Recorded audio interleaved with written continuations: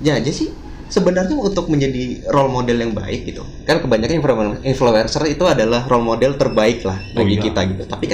Tapi sejujurnya adalah belum tentu pas buat kita.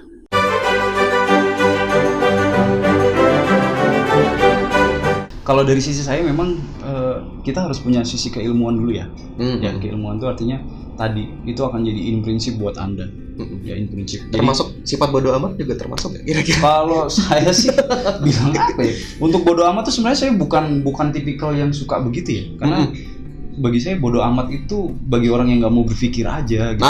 Bener. Ya, bodo amat ya, bilang misalnya nih, gue nggak suka fotografi karena fotografi itu begini. Bodo amat lah gitu kan. Itu sebenarnya dia nggak mau berpikir gitu. Betul. Ya.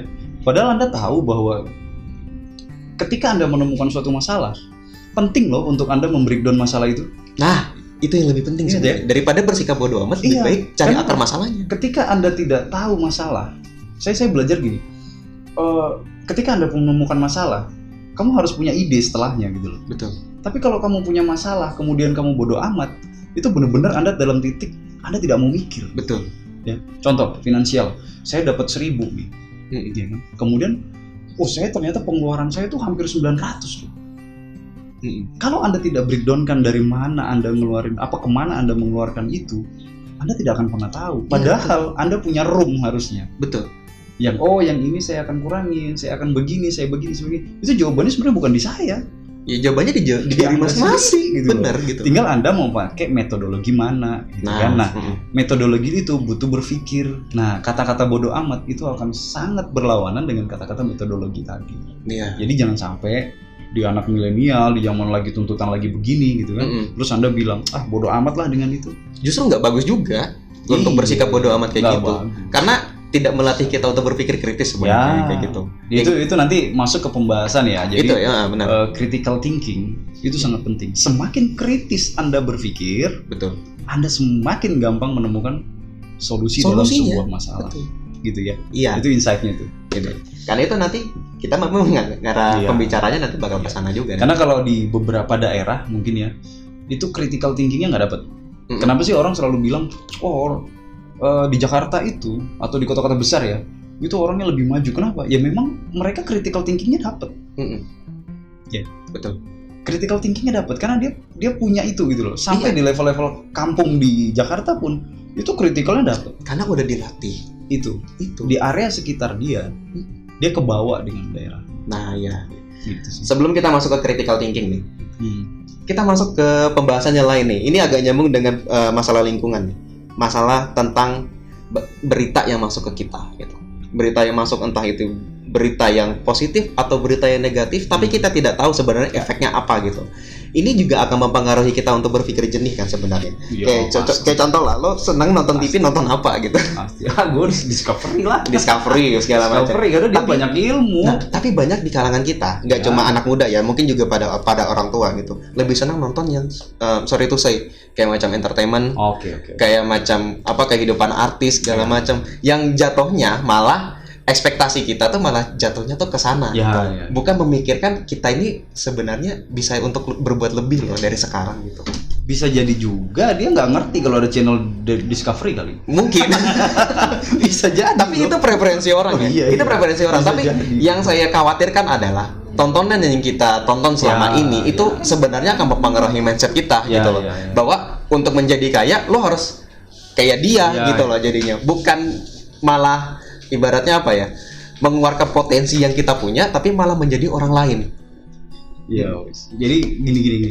Kalau ngomong itu sebenarnya kondisi ideal ya. Kondisi ideal itu kita lahir sebagai manusia. Manusia itu punya sangat banyak pilihan. Betul. Ya, pilihan. Anda mau milih, tadi kita contoh. Anda lahir di lingkungan A. Itu Anda kan tidak bisa memilih kan? Tapi yang bisa Anda pilih adalah saya mau memilih teman yang mana. Apakah saya mau ikut arusnya ataukah saya mau satu frekuensinya. Termasuk masalah berita ya? Ya, itu dari awal ya. Ini saya ngomong cerita backgroundnya dulu. Oke. Kemudian lanjut ke berita. Berita aja, mungkin saya bisa bilang lama-lama TV itu akan ditinggalkan. Lama-lama ya. Betul. Lama-lama. Kenapa? Sudah ada di tangan Anda. Anda bisa lihat TV online. Anda bisa lihat semuanya di situ, gitu kan? Dan di tahun-tahun sekarang, anak-anak sekarang itu lebih suka yang singkat-singkat, padat dan jelas. Betul. Contoh, Instastory kenapa dibahas cuma 1 menit? Karena di situ jelas. Iya. Ada orangnya, ada suaranya, informasinya ada. Dan itu cuma 1 menit. Iya. Dan orang sekarang itu sudah tidak mau berlama-lama dengan itu. Makanya ada satu apa yang saya pernah baca ya, satu literasi yang saya baca begini. Anak milenial itu lebih sanggup berpikir atau bekerja dalam 3 pekerjaan sekaligus. Wow. Artinya paralel. Ya, dia berpikirnya 3 sekaligus. Langsung cabang 3 Langsung gitu. cabang 3. Artinya dia sambil kerja, dia bisa sambil usaha, dia bisa sambil melakukan kreativitas. Betul. Dalam 3 dan dalam waktu yang paralel. Itu luar biasa. Itu luar biasa. Cuma saya nggak tahu ya, di literasi itu tidak diberikan sampel berapa persen sebenarnya seperti itu ya. Tapi ada. Dan itu menarik bagi saya. Saya juga pengen nerusin tuh untuk baca literasi gitu. Kenapa begini? Kalau memang milenial bisa, harusnya saya bisa. Iya. Karena saya bisa mengcombine antara dulu di zaman kolonial masuk ke zaman milenial gitu kan. Iya. Kolonial itu lebih integrity ya. Betul. Bukan ngomong ya. Saya ngomong integrity. Orangnya lebih loyal. Yes. Lebih berintegritas. Itu orang zaman dulu gitu loh. Bukan berarti zaman sekarang tidak ada yang seperti itu. Ada gitu. Cuma mungkin persentasenya yang agak berkurang. Tetap ada, saya katakan semua itu ada gitu kan. Cuma ya tadi persentasenya itu berapa, turunkah, naikkah? Nah, kita nggak tahu. Fluktuatif ya. Tapi basically kembali ke tadi, bagaimana saya harus menyaring infotainment atau apapun yang kita bahas sebenarnya itu salah satu dari pilihan Anda. Nah, iya. Ya. Dan kalau ngomong Anda frekuensinya suka gosip, ya pasti nyari entertainment. Anda akan boring nonton Discovery Channel yang ngomongnya factory building, kemudian banyak lah bahasa ini membahas tentang. Saya pernah nonton bahkan cakar elang aja itu diukur di Discovery Channel. Tapi kalau di gosip kan hanya membahas kehidupan orang yang gibahnya Anda tidak tahu benar atau iya. Nah, gitu ya. Itu sih. Tapi lebih cenderung Anda harus tahu tujuan ya. Benar, harus Jadi tujuan. Ketika Anda memilih channel, itu pasti satu frekuensi dengan Anda. Ya. Kemudian yang kedua, ketika Anda memilih channel, pasti Anda punya ilmu di sana. Apakah cari ilmu tentang tadi keilmuan yang benar, ilmiah gitu kan, atau sampean mencari yang lebih ke gosip atau gibah. Tapi kan jatuhnya ini jadinya kayak lebih ke mindset ya jadinya. Karena apa yang kita tonton itu sebenarnya apa yang kita pikirkan lah jadinya. Lo pernah nggak di posisi kayak gitu? Alhamdulillah sih saya nggak pernah. Nggak pernah ya. Tapi kalau misalnya gini nih, kita lihat nih, nggak cuma untuk masalah infotainment atau masalah tontonan kayak yang kita tahu kualitasnya sekarang bagaimana, tapi dari segi berita juga. Dari segi berita yang misal ditampilkan di channel-channel berita, beritanya kan tidak lepas dari masalah kayak pembunuhan. Masalah kayak copet bener. Apa segala macam ya kan lu mau ngomong kan lu nggak punya pilihan tapi kita bandingkan deh dengan yang channel luar gitu. Kalau misalnya ada kajian misalnya kayak typhoon atau mungkin twister gitu ya, angin puting beliung gitu, itu dijelasin ini kejadian, dianalisa kejadian ini kenapa, ini ngarahnya kemana gitu. Jadi root cause-nya jelas. Jadi orang itu bisa dapat pengetahuan lebih. Ini kan enggak gitu. Itu kan design thinking ya. Jadi Anda berpikir gitu loh. Anda mau mencari sesuatu yang berbentuk keilmuan atau Anda cuma mencari sesuatu yang bentuknya hiburan. Kan begitu ya. Nah, ya kan cuma ada 2 pilihan. Nonton itu sebagai hiburan. Pak, masa berita kriminal hiburan, Pak? Iya. Bisa jadi gitu. Ada orang loh yang hobi. Iya, banyak. Ada yang hobi, ada. Enggak sedikit tuh orang yang hobi suka. Ini bagus nih. Bokap saya itu hobinya kalau hari Jumat jam 12 nontonnya begituan. Jumat jam 12 sholat Jumat, Pak. Sebelumnya. Sebelumnya. Setengah 12 itu pasti ada tuh. Halo polisi. Halo polisi, bener. Channelnya Halo Polisi, bener tuh. Kalau lu tahu. Iya. Jadi kalau dia bangun, ya kan, atau dia baru datang gitu kan dari mana setengah 12 sebelum prepare sholat, dia nonton itu dulu. Itu channelnya udah remote-nya diambil. Artinya saya bilang, ini bapak hobi banget. Ternyata dia cuma mau tahu info kriminal itu. Bagusnya begini ya. Dia bukan suka kriminalnya, tapi dia lebih begini. Waktu itu saya lagi di Malang. Dia mau cari berita ada nggak di Malang yang problemnya yang sama. Kalau di Malang ada problem, dia langsung call gua.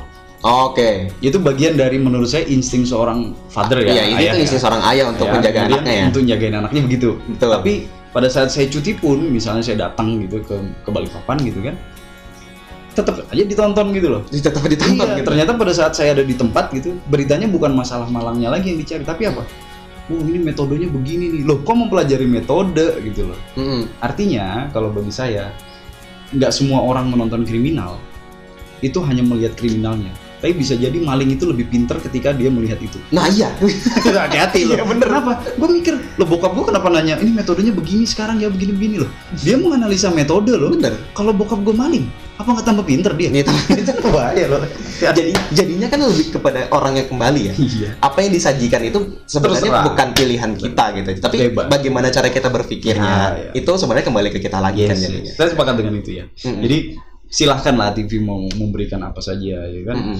Yang pasti Anda yang memilih. Anda yang memilih. Sesuaikan dengan kebutuhan Anda. Kalau memang Anda seorang ibu rumah tangga gitu kan, ya sesuaikan dengan kebutuhan Anda gitu. Kalau Anda seorang engineer, ya sesuaikan channel itu dengan kebutuhan Anda gitu. Jangan sampai mentang-mentang gue engineering produk, misalnya produknya besi semua, saya nggak mau melihat tentang bagaimana analisa seekor binatang. Karena di BBC Earth ya, di channel BBC Earth ya kan, BBC Earth itu sebenarnya dari semua itu dianalisa tuh, baik dari culture, saya pernah lihat culture, kemudian saya pernah lihat manufaktur gitu kan, banyak ilmu sebenarnya di situ. Dan itu kita yang milih kan. Betul. Kalau saya misalnya kerja di manufaktur, saya nggak boleh nutup ilmu tentang kebinatangan juga dong. Iya, itu ilmu tuh luas, kita tinggal pelajari. Cakar elang itu kuat loh, kuat banget buat ngangkat beban di waktu itu mungkin 2 kali beban dirinya. 2 kali beban dirinya dia. Kuat dia. Dan saya dapat ilmunya di situ. Nggak ada di buku dong. Nggak ada. Nah, gitu. Mungkin ada, cuma kita nggak nemu. Iya.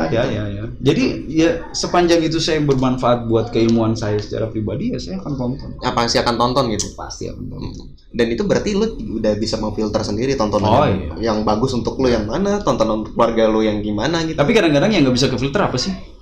Apa kira-kira? Explore di Instagram. Nah, ini kayak gitu banget kan? Berantakan banget. Ini siapa sih? Ternyata algoritmanya kan itu bagi followers kita. Kita followers siapa followers kita kan? Benar. Dan mana yang sering kita klik gitu loh. Nah, itu yang saya bilang, oh algoritmanya begitu toh. Tapi gitu itu kan juga kembali ke kitanya lagi. Kalau kita nggak mau baca juga kita bakal skip aja kan jadinya gitu. Enggak, saya cuma meng-highlight bahwa kita tuh kadang-kadang, saya mau adik saya nih, cewek.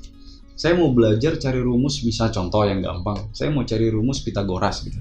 Tapi pada saat explore-nya mengatakan lain, dia mencet explore dulu dibandingkan dengan rumusnya tadi. Itu ya beda tujuan. Beda tujuan. Kalau memang udah fokus ya bakal nyari ke sana aja kan jadinya kayak gitu. Ngomong-ngomong sampai jam berapa kita ini? Ini udah 3 pembahasan, Pak. Langsung, Pak. Oke, jadi kalau boleh kita konklusikan nih untuk part 1 nih. Jadi untuk masalah bagaimana kita berpikir dengan jernih, itu kita mulai pertama itu adalah dari bagaimana cara kita tidak berpikir terlalu keras, dan bagaimana cara kita berpikir secara efisien. Ya, ngomong efisien itu sebenarnya kata-kata breakdown ya. Tadi saya sempat ngasih kata-kata breakdown itu berulang-ulang. Artinya begini, kalau Anda mau menghitung 1 sampai 10, pastikan 1 sampai 10 itu berjajar ke bawah. Iya, betul. Jangan sampai 1, 5, 7, 9. Ya, jangan berantakan lah. Iya, Anda tidak tahu clusteringnya. Betul. Itu namanya breakdown ya. Bukan berarti breakdown itu tiba-tiba Anda pecahin aja gitu, enggak. Tapi bayangkanlah urutan itu sesuai dengan urutan proses yang Anda kerjakan.